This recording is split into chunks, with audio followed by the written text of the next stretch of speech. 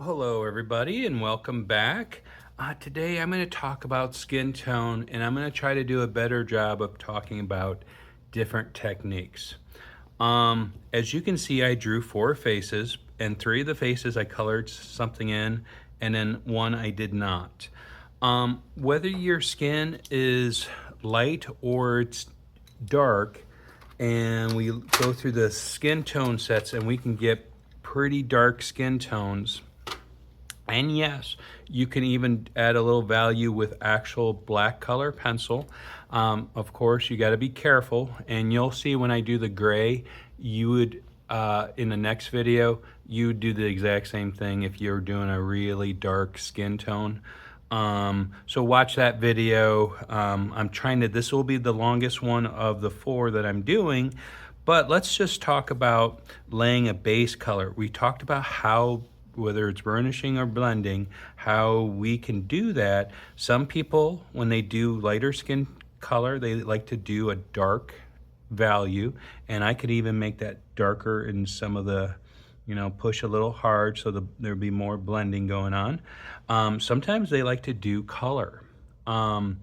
I don't like to do grays in color pencil as much for a base, but when I go over with like a light peach or something, and then if I was doing a darker skin tone, putting a light color where as skin's tone gets darker, it has this beautiful reflective ability of any light that hits off, you get this nice reflection, and that helps create that natural skin tone.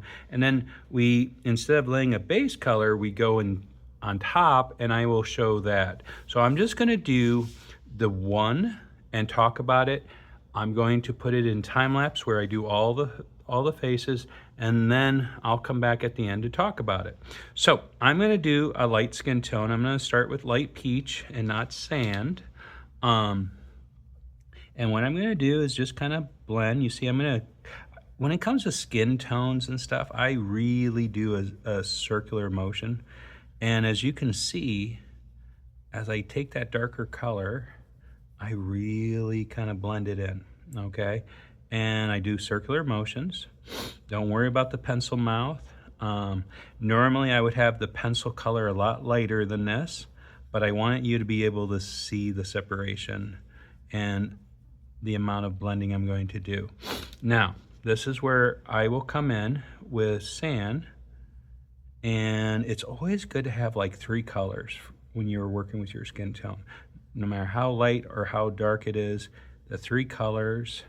And as you can see, compared to my finished example, and this is exactly how I did it the same way, there's a lot more blending going on. And I don't want you to be afraid to blend, because right now I've been preaching, hey, don't over blend, don't over blend. But this is where you want to really smooth the transition. Hopefully I'm doing a good job, because this will be the time where it's gonna fight me. And I just kind of blend things away. And I just smooth it, and I get that value of light, medium, and dark. And that dark color I had before, this is where I can start making, instead of using black, I'm using my darker color to separate objects. As you can see, now that I have that thick coat of all the blending going on, when I go in with the darker color, I can actually blend a little more by burnishing. And I'm probably saying and doing that wrong, as you hear me in every video talk about that. And somebody's gonna correct me, and that's okay. I need to be corrected, because we're not all perfect when we do art or when we speak in what we mean. So I hope that kind of makes sense. And I know it's a small face. I probably should have done a big face, but this time I want to do a variety of faces. And in the time lapse, don't forget you can slow it down if I'm going too fast with it. I'm going to do each of these faces, and I'll come back at the end. See you in a moment.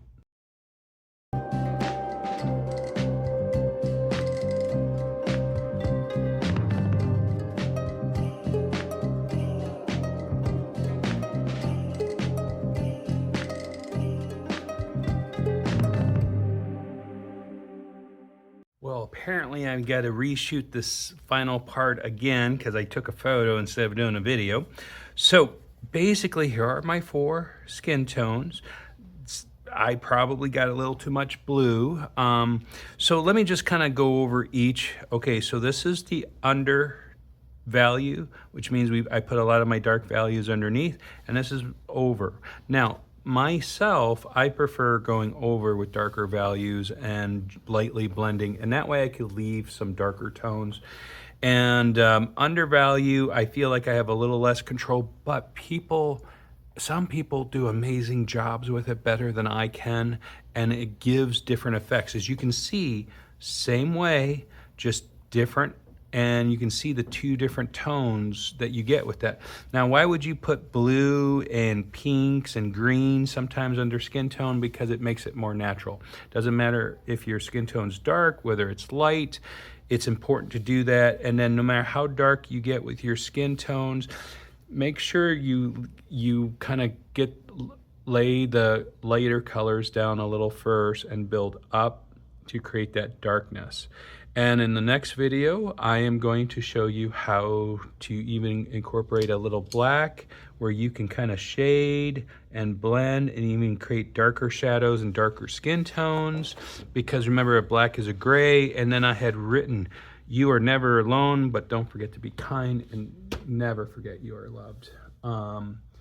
We'll see you next time, guys. Bye-bye.